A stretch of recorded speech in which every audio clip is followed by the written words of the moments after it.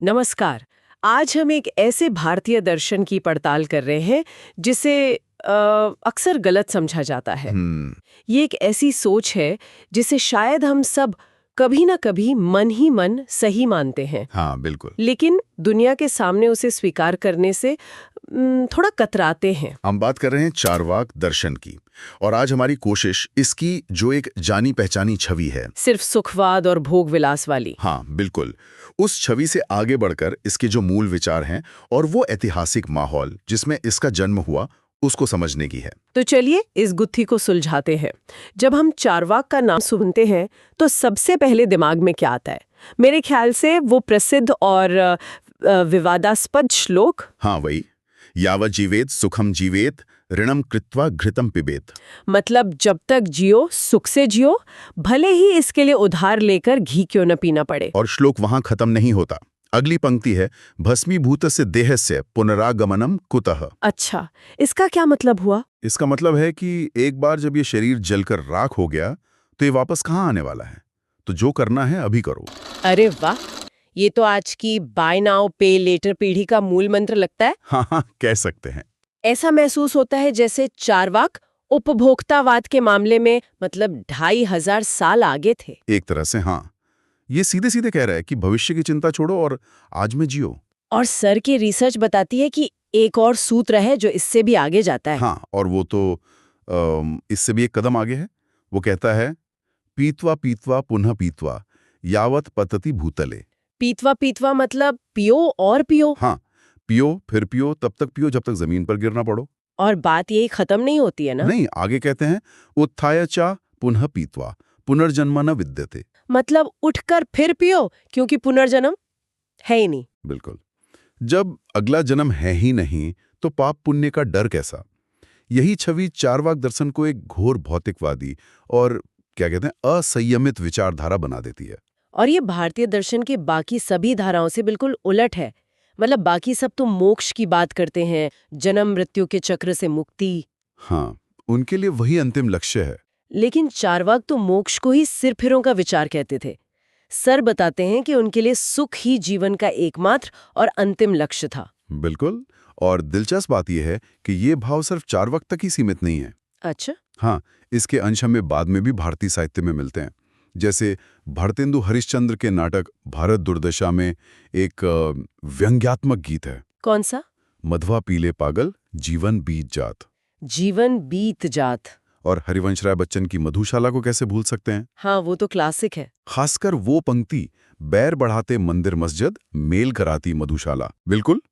हालांकि यहाँ ये साफ करना जरूरी है, जैसा कि सर भी बताते हैं, कि बच्चन जी के लिए मधु का अर्थ कोई शाब्दिक शराब नहीं था। नहीं नहीं, वो एक आध्यात्मिक नशा था, एक रूहानी मस्ती की बात कर रहे थे। सही कहा, वो मधु को एक प्रतीक की तरह इस्तेमाल कर रहे थे। लेकिन ये हमें एक जरूरी सवाल पर ले आता है।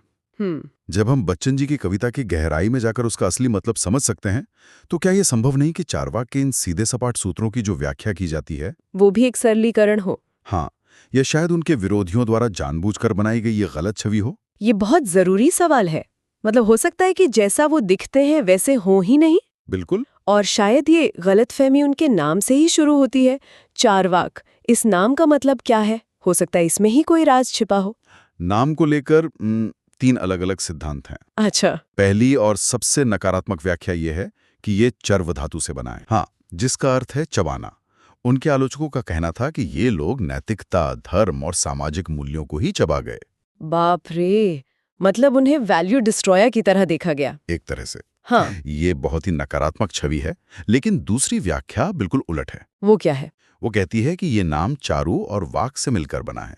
चारू वाक। चारू वाक, सुंदर वाणी। हाँ, यानी ये लोग इतनी मनमोहक, इतनी तर्कपूर्ण बातें करते थे कि लोग उनकी तरफ खिंचे चले आते थे, दीवाने हो जाते थे। रुकिए, तो ये तो पूरी तस्वीर ही बदल देता है। एक तरफ हम उन्हें ऐसे देख रहे हैं जो मूल्यों को चबा जाते हैं, और दूसरी तरफ वो इतने आकर्षक वक्ता हैं कि लोग मंत्रमुग्ध हो जाते हैं। बिल्कुल। नजरिए में जमीन आसमान का फर्क है। और तीसरा सिद्धांत क्या है? और तीसरा सिद्धांत सबसे सीधा है कि चारवाक नाम का कोई एक व्यक्ति था, एक ऋषि या विचारक, और उसके अनुयायी चारवाक कहलाए। तो हमारे पास 3 संभावनाएं हैं: मूल्यों का भक्षक, मनमोहक बातें करने वाला, या फिर किसी एक व्यक्ति का अनुयायी। सही। तो ये लोग थे कौन? यहाँ मामला और भी पेचीदा हो जाता है। सर की रिसर्च में आता है कि इस दर्शन के संस्थापक कोई और नहीं बल्कि देवताओं के गुरु बृहस्पति थे। हाँ, ये सबसे बड़ा विरोधाभास है। ये कैसे हो सकता है? देवों के गुरु बृहस्पति ऐसा घोर भौतिकवादी दर्शन क्यों देंगे? ये एक बहुत बड़ा सवाल है। एक कहानी ये कहती है कि बृहस्पति ने ये दर्शन असल में असुरों को गुमराह करने के लिए रचा था। असुरों के लिए? हाँ, विचार ये था कि अगर असुर सांसारिक सुखों, भोग विलास में डूब जाएंगे तो वो आध्यात्मिक रूप से कमजोर हो जाएंगे और फिर उन्हें हराना आसान हो जाएगा। बिल्कुल, एक तरह की रणनीतिक चाल। लेकिन ये कहानी थोड़ी ज्यादा सुविधाजनक नहीं लगती? मतलब अपने ही दर्शन के एक अजीब और विवादास्पद हिस्से को सही ठहराने के लिए उसे दुश्मनों की साजिश बता दिया। ये एक बहुत ही जायज शंका है। क्या ये मुमकिन नहीं कि बृहस्पति के विचारों का कोई और ज्यादा गहरा मतलब रहा हो जिसे बाद में गलत समझ लिया गया? बिल्कुल हो सकता है। और इसी से जुड़ी एक और दिलचस्प कड़ी है। वो क्या? कुछ विद्वान मानते हैं कि बृहस्पति का एक नाम वात्स्यायन भी हो सकता है। वात्स्यायन? वही वात्स्यायन जिन्होंने कामसूत्र की रचना की? हाँ, वही। अगर ये सच है तो ये सिर्फ एक ऐतिहासिक तथ्य से कहीं ज्यादा है। ये चार्वाक दर्शन को सिर्फ सूखे दार्शनिक भौतिकवाद से निकालकर मानवीय इच्छाओं, कला और रिश्तों की एक समग्र समझ से जोड़ता है। बिल्कुल। तब सुख कोई पाप नहीं बल्कि एक विज्ञान और एक कला बन जाता है। गजब की बात है। लेकिन इस परंपरा के सबसे महत्वपूर्ण ऐतिहासिक व्यक्ति कौन माने जाते हैं? वो माने जाते हैं 6ठी शताब्दी ईसा पूर्व के अजित केशकम्बली। अजित केशकम्बली, नाम ही काफी दिलचस्प है। हाँ, उनका नाम ही उनकी पहचान है। अजित यानी जिसे जीता न जा सके। अच्छा। कहते हैं कि वो तर्कों में इतने माहिर थे कि उनसे बहस में कोई जीत नहीं पाता था। और केशकम्बली, इसका क्या मतलब है? केशकम्बली का अर्थ है मानव बालों से बना कंबल। कहा जाता है कि वे एक ऐसा ही कंबल ओढ़ते थे। बालों से बना कंबल? हाँ, जिसे तपस्वी लोग अत्यधिक गर्मी और सर्दी सहन करने की अपनी क्षमता को परखने के लिए पहनते थे। एक मिनट, ये बात कुछ जमी नहीं।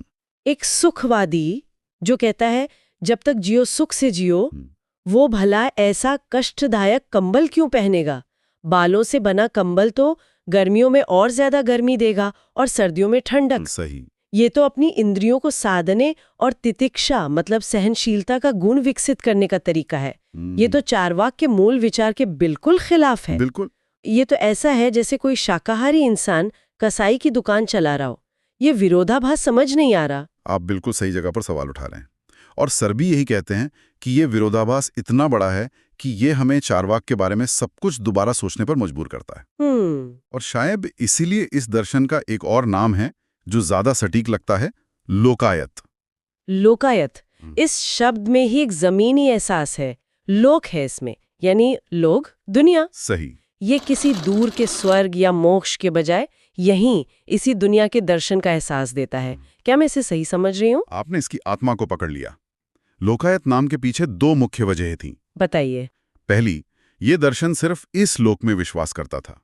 उनका एक सुनहरा नियम था, जिसे तुम देख, सुन, चख, छू या सूंघ नहीं सकते, वो सच नहीं है। अच्छा। उनके लिए सिर्फ प्रत्यक्ष प्रमाण यानी प्रत्यक्ष ही ज्ञान का एकमात्र जरिया था। अच्छा, तो ये है उनकी असली बुनियाद। इसी एक विचार के हथियार से उन्होंने ईश्वर, आत्मा, स्वर्ग, नरक, पुनर्जन्म, हाँ, हर पारलौकिक सत्ता को नाकार दिया, क्योंकि आप इन्हें प्रत्यक्ष रूप से अनुभव नहीं कर सकते। सही बात है। और लोकायत का दूसरा मतलब? दूसरा मतलब ये था कि ये दर्शन आम लोगों यानी लोक जीवन में बहुत लोकप्रिय था। क्यों? क्योंकि इसकी बातें सीधी, सरल और तर्क पर आधारित थीं। कोई जटिल कर्मकांड नहीं, कोई रहस्य नहीं, जो आम आदमी को आसानी से समझ में आ जाता था। तो हमारे पास एक ऐसा दर्शन है जो सिर्फ प्रत्यक्ष प्रमाण को मानता है, लेकिन विडंबना देखिए कि हमारे पास उनके खुद के लिखे हुए ग्रंथों का कोई प्रत्यक्ष प्रमाण नहीं है। तो ये सारी जानकारी हमें मिल कहाँ से रही है? यही इस कहानी की सबसे बड़ी चुनौती और सबसे बड़ा सबक है। वो कैसे? हम चार्वाक के बारे में जो कुछ भी जानते हैं, वो लगभग सब कुछ उनके कट्टर विरोधियों के लेखन से जानते हैं। उनके दुश्मनों से? हाँ, बौद्ध, जैन और वेदांती दार्शनिकों के लेखन से, जो उनकी आलोचना करने के लिए उन्हें उद्धृत करते थे। और चार्वाक भी कोई चुप रहने वालों में से नहीं थे, है ना? बिल्कुल नहीं। सर बताते हैं कि वे वैदिक कर्म कांडों और पुरोहितों के बहुत मुखर आलोचक थे और उन्हें भांड, धूर्त, निशाचर तक कहते थे। मतलब धोखेबाज और ठग। हाँ, तो जाहिर है उन्होंने बहुत से शक्तिशाली लोगों को नाराज किया होगा। तो ये बहुत संभव है कि जिन लोगों की सत्ता को उन्होंने चुनौती दी, उन्होंने उनके मूल ग्रंथों को नष्ट कर दिया हो। इसकी संभावना बहुत ज्यादा है। ये तो किसी व्यक्ति के चरित्र को सिर्फ उसके दुश्मनों की बातें सुनकर समझने की कोशिश करने जैसा है। छवि तो पहले ही नकारात्मक बन जाती है। आपने बहुत अच्छी उपमा दी। ये सिर्फ एक प्राचीन कहानी नहीं है, ये एक खाका है कि कैसे शक्तिशाली और धमकी भरे विचारों को चुप करा दिया जाता है। मतलब कोई भी विचारधारा जो स्थापित व्यवस्था, चाहे वो धार्मिक सत्ता हो या आर्थिक, को जड़ से चुनौती देती है, उसे सिर्फ बहस में हराने का नहीं बल्कि मिटा देने का खतरा होता है। और फिर उसकी कहानी वो लोग सुनाते हैं जिन्होंने उसे हराया था। बिल्कुल। हमें खुद से पूछना चाहिए, हमारे अपने समय के कौन से चारवाक हैं जिनकी कहानी हम सिर्फ उनके आलोचकों के जरिए सुन रहे हैं। और ये सिर्फ एक अंदाजा नहीं है, समय का अंतराल बहुत बड़ा है। अजित केशकम्बली 6ठी शताब्दी ईसा पूर्व में हुए थे। हाँ। और उनके बारे में थोड़ा बहुत बताने वाला पहला ग्रंथ कब मिलता है? लगभग 1500 साल बाद। 1500 साल? हाँ, 9वीं शताब्दी ईस्वी में जयराशि भट्ट का तत्वोपलब्ध सिंह। और ज्यादातर जानकारी जो 90% जानकारी हमें मिलती है वो 14वीं शताब्दी के ग्रंथ माधवाचार्य के सर्वदर्शन संग्रह से आती है। माधवाचार्य? हाँ, उन्होंने उस समय के भारत के सभी दर्शनों का एक संग्रह तैयार किया, लेकिन उन्होंने चारवाकों के सूत्र कहाँ से लिए ये आज भी एक रहस्य है। इतने लंबे समय के बाद हम जानकारी पर कितना भरोसा कर सकते हैं? यही तो सवाल है, और इसीलिए डॉक्टर राधाकृष्णन जैसे बड़े दार्शनिक कहते हैं कि हमें चारवाकों को हमेशा संदेह का लाभ या बेनिफिट ऑफ डाउट देना चाहिए। इस पूरी तस्वीर को समझने के लिए शायद हमें उस समय के माहौल को देखना होगा जिसमें चारवाक का जन्म हुआ। ये सब हवा में तो नहीं हो रहा होगा। बिल्कुल, ये सबसे जरूरी हिस्सा है। अजित केशकम्बली 6ठी शताब्दी ईसा पूर्व में थे। सर की रिसर्च बताती है कि यह कोई आम सदी नहीं थी। यह एक ऐसा समय था जब पूरी दुनिया में विचारों का एक तूफान आया हुआ था। इसे इतिहासकार एक्शियल एज या धुरी का युग भी कहते हैं। धुरी का युग, सही कहा। अकेले भारत में उसी समय बुद्ध और महावीर थे। हाँ, और दोनों ही स्थापित वैदिक परंपराओं पर गहरे सवाल उठा रहे थे। और सिर्फ भारत में नहीं, पूरी दुनिया में। चीन में उसी समय कन्फ्यूशियस और लाओत्से थे, जो समाज और व्यक्ति के जीवन को नए नजरिए से देख रहे थे। और ग्रीस में थेल्स और पाइथागोरस जैसे पहले दार्शनिक तर्क और गणित की नींव रख रहे थे। यह एक वैश्विक बौद्धिक जागृति का दौर था। तो चारवाक दर्शन हवा में से पैदा नहीं हुआ? नहीं, बिल्कुल नहीं।